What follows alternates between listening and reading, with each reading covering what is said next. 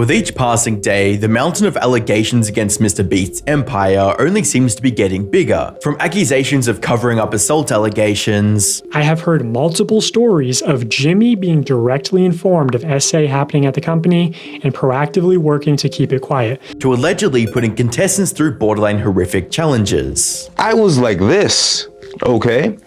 And the only thing that was holding up this 200+ frame was the skin on the back of my thighs. The MrBeast brand is without a doubt under more scrutiny than ever. But how true are these claims? And how far does the evidence supporting them actually go? Hi, I'm the Internet Anarchist. I create weekly YouTube documentaries, and today we'll be taking a look at the latest developments in the ongoing MrBeast saga and how these revelations impact his branding going forward. Around 3 weeks ago, I made a video covering the first wave of allegations brought forward by former MrBeast employee named Dogpack404. Long story short, Dogpack alleged MrBeast had engaged in manipulative business practices, conducted illegal lotteries, and faked videos. Dogpack would also interview another former MrBeast employee named Jake Weddle, who claimed Jimmy had put him through traumatic situations for money and hid a registered PDF file. But that guy, from what I hear, I can't confirm or deny, from what I hear, he's on the registry for doing some not great stuff to some underage people, and they knew that. He's working at a channel that has underage people on and around and is targeted to underage people, and they covered up the fact that not only did he work there, but he was like the manager when it all started.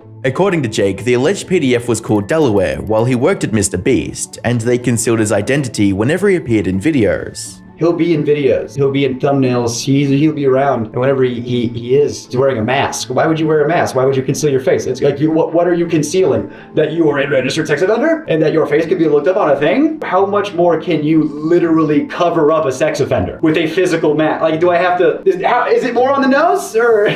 Shortly after the release of Dogpack's second video, an internal email from MrBeast was supposedly leaked online and revealed the company was making an effort to change things. Reading, "I wanted to update all of you on the recent concerns that have been raised online and in the press. We also asked them to expand the scope to include a full assessment of our internal culture and to investigate allegations of inappropriate behavior by people in the company. While the process is not complete, I have enough preliminary information at this point that I am announcing several changes today. While some would view this as a good step forward, others would see it as a PR stunt meant to sway the public opinion. The accusations of hiring a PDF naturally spread across the internet like wildfire, and Delaware's brother-in-law and former MrBeast employee would make a response on Twitter. In his response, Jake the Viking acknowledged his connection to Delaware and his registered offender status. With the focus now partially on Jake the Viking, users began looking at his time with the MrBeast brand a little more closely, and what they discovered was concerning at best and downright deplorable at worst. On the 12th of August 2024, a YouTuber by the name of Captain Howdy published a video titled "Why MrBeast Fired Jake the Viking." The video presented the idea that Jake wasn't honest about the reason he left the company, and claimed that his departure was because he was caught asking contestants for their winnings. Alleged to us privately by ex-MrBeast employees that the real reason Jake was let go was that he attempted to coerce multiple contestants in this challenge into giving him large chunks of their winnings,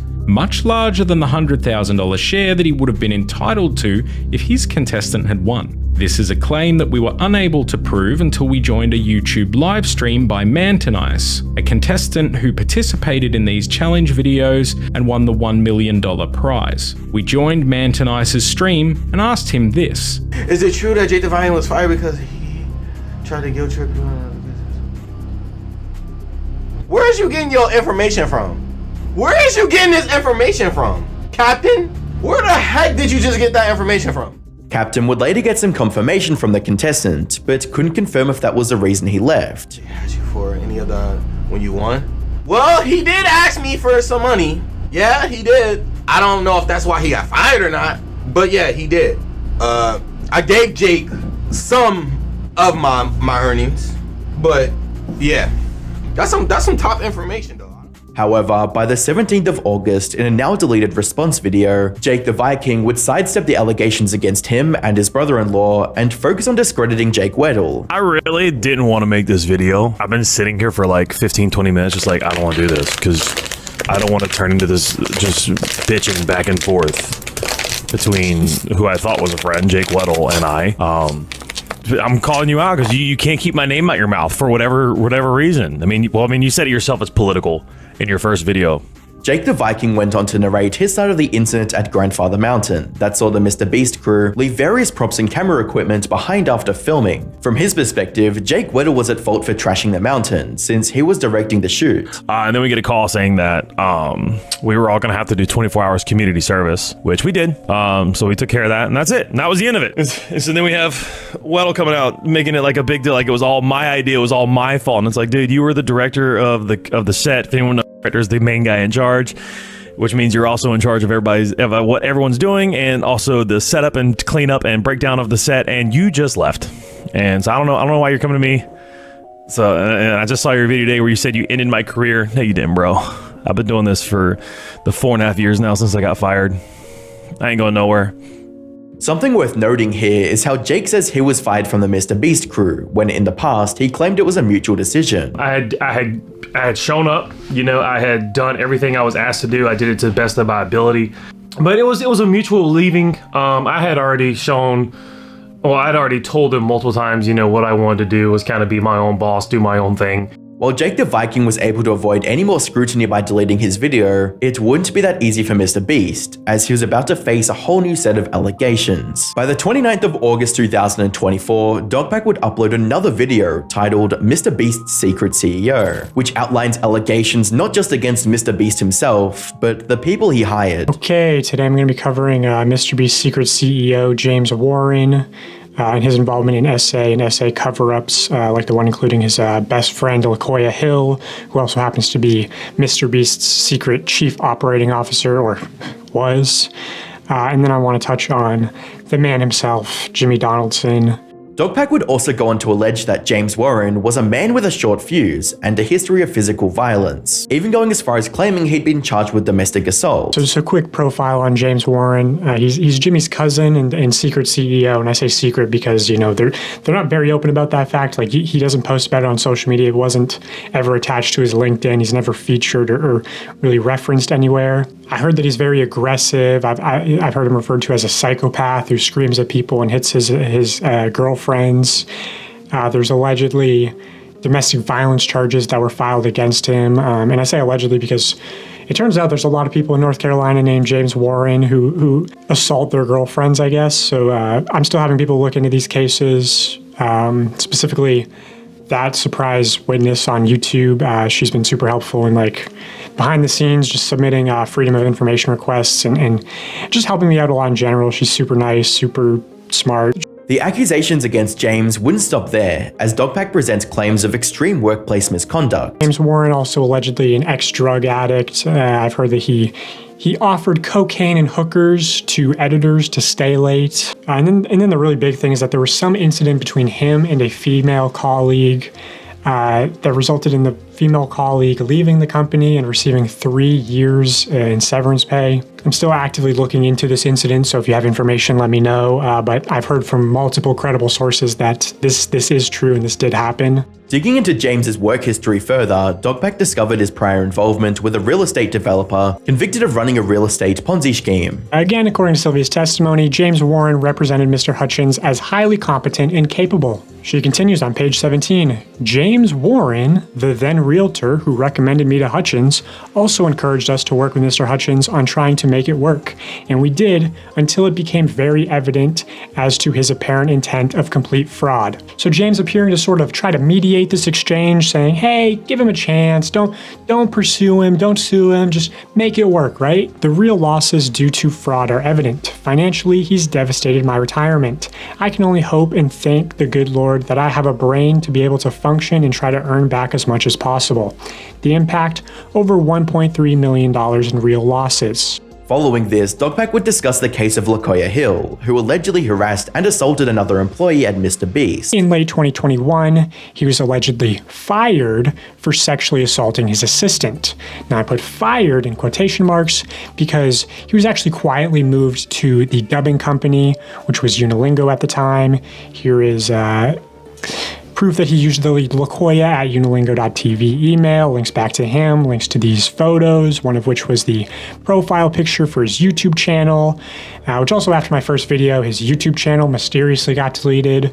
And at some point, his Twitter also got deleted. I don't know if that's when he sexually assaulted his assistant. I don't know if that's after my first video got posted. Either way, Booty Call Wednesdays are canceled. He was actually brought back to MrBeast in 2023 after sexually assaulting his assistant prior and promoted to Chief Financial Officer, which is how I personally was introduced to him.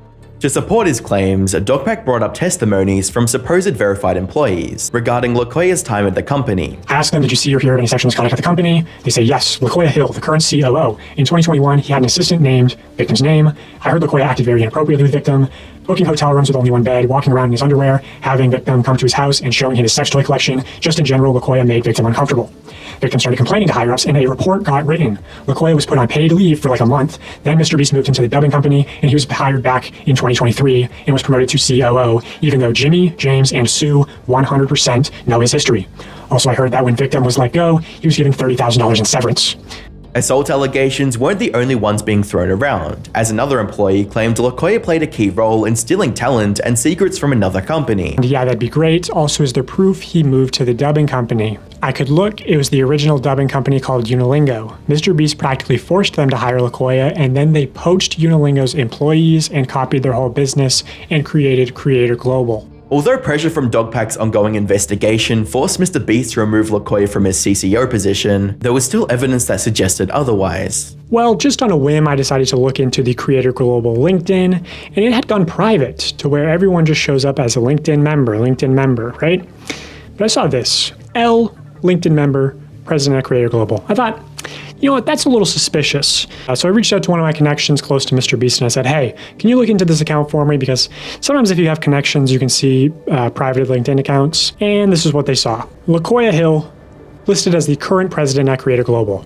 No work history between graduating UNC in May 2001 and becoming the president at Creator Global in 2024. Dude, this is like the 3-cup game where you gotta like keep track of the pets and racists as MrBeast just moves them between companies. In addition to this, Dogpack shared a recording that was supposedly showing James asking an employee outside MrBeast to process a bonus for LaKoya, a move that could be seen as an attempt to keep LaKoya out of the MrBeast company documents. Hey buddy, it's James. Sorry to be bothering you. I've done my absolute best not to bother you. But LaKoya had presented a bunch of stuff to me and Jimmy a little bit ago, all really great stuff. But he had asked me and Jimmy personally, he's like, hey, you know, can I have a $28,000 bonus for work I did in the past? And I'm like, yeah, of course, man. And the reason for that is I had brought him up to my level and I don't take bonuses. So for like 2 years, he didn't get any bonuses when our guys were getting like crazy percentage bonuses. I need a favor. Sue cannot process this bonus through Beast. I need a solid. Can you please process a $28K bonus for LaKoya? Let me know. Bye. Finally, Dogpack would allege that MrBeast was covering up allegations of SA at the company and enabling a toxic work culture. He definitely was a little more reserved around me because I wasn't a part of his inner circle, or the boys club as it's called. And I did hear Jimmy straight up say that the guy making a documentary on him right now has footage of him saying stuff that would absolutely get him canceled. It's just a well-known thing. The boys club is misogynistic and looks down on women in the company despite what they might say publicly. Behind closed doors, the women in the company know that the culture is a problem. I have heard multiple stories of Jimmy being directly informed of SA happening at the company and proactively working to keep it quiet. So Jess directly implicating Jimmy in the SA cover-ups. LaKoya was an 18-year-old straight assistant, so she's one of the people corroborating that story. Ava told Jimmy about a time she was essayed by another talent member on a private jet, and talent members / employees making advances towards contestants was a regular occurrence. The reason all this was able to happen for so long is because Jimmy is deeply misogynistic and only respects what he considers to be traditional women. He pushed those values into the company when he created it, and it resulted in several SA allegations we know about, and probably a lot more we don't know yet. Which I will say a lot of the SA allegations are still not public. On one hand, the amount of evidence against LaKoya and MrBeast seem very compelling and paint a picture of a very hostile workplace. On the other, the claims against James Warren aired more in the lines of speculation, a move that could potentially become problematic. The day after Dogpack's video went live, a creator mentioned in it by the name of the surprise witness would make a surprising comment about the claims brought against James Warren. One of the things that these people are alleging, or one of these people has alleged to Dawson, is James Warren, this guy we just talked about, the secret CEO, had committed some type of domestic incident, some type of harm onto a girl that he was dating. I did look into this, and I went into it thinking he had done that. Okay. I went into it thinking he did it and I'm just going to have to find the paperwork for it. I searched and searched and searched. And there was one case number I looked into. Again, I could probably make a whole video on this, but suffice it to say that I do not think that the case number that is associated with this picture right here, and I told Dawson this, and that's why I said this in the video, I do not think that this particular case is the same James Warren. For many reasons, like I said, I did a few hours of research just into this case alone. I was in the property records. I was on Facebook looking people up. I was doing all kind of looking at the marriage records in the newspaper. I just don't think this is the same James Warren.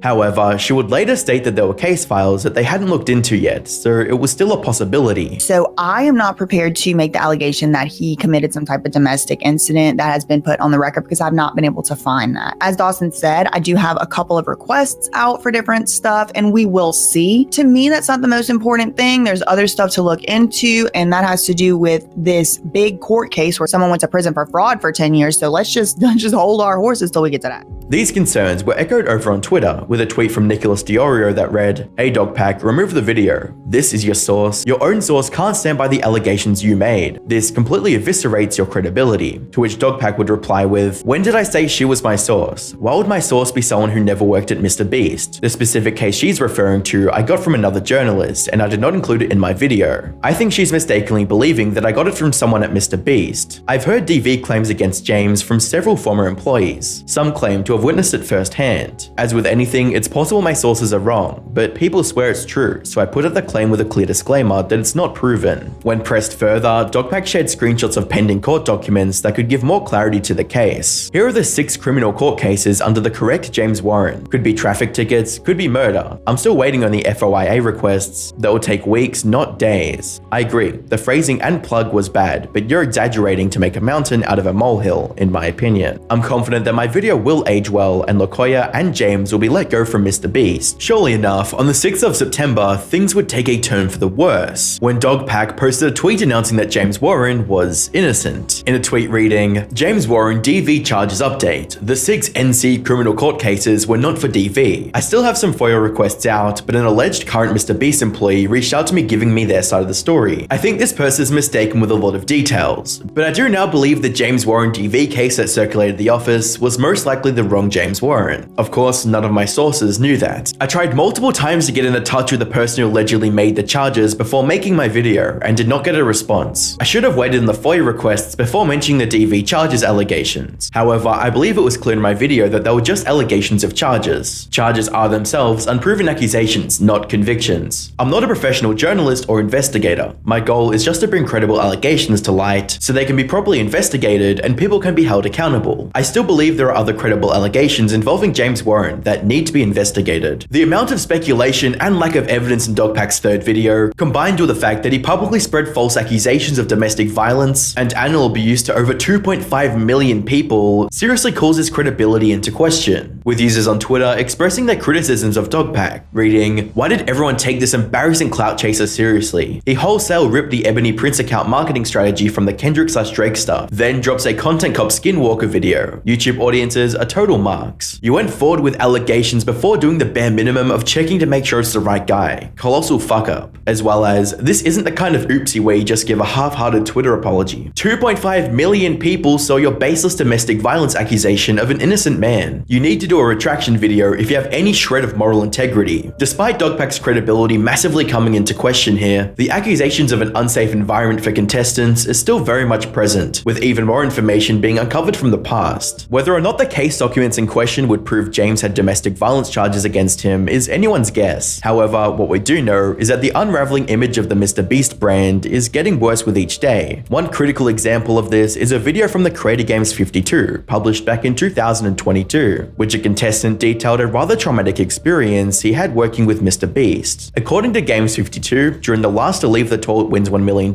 challenge, he suffered a significant skin injury after being inclined on a toilet for 32 hours.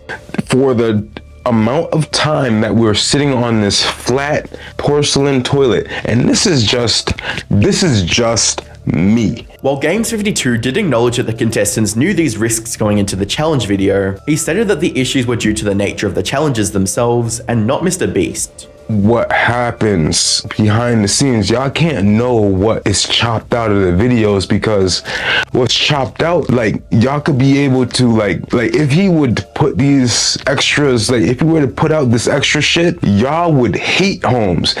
But it's not because of what he's doing. It's legitimately, we sign up for this shit, okay? Don't forget that. You sign a contract, you know what you're going through. But y'all would look at MrBeast differently, and that's not cool. The MrBeast brand was founded on increasing extreme challenges and ideas. But at what point does he reach the limit of what is possible to do without putting participants at risk for views? Combine these concerns with Dogpack's allegations of a toxic work culture at the company, and it seems MrBeast has to worry about what happens both in front and behind the camera. However, considering the murky nature of some of the allegations, one can only imagine the impact further speculation could have on the case, and how the situation might evolve when MrBeast openly addresses it. That being said, at least MrBeast hasn't had his channel terminated like Master Oogway. Click the video on screen to find out more.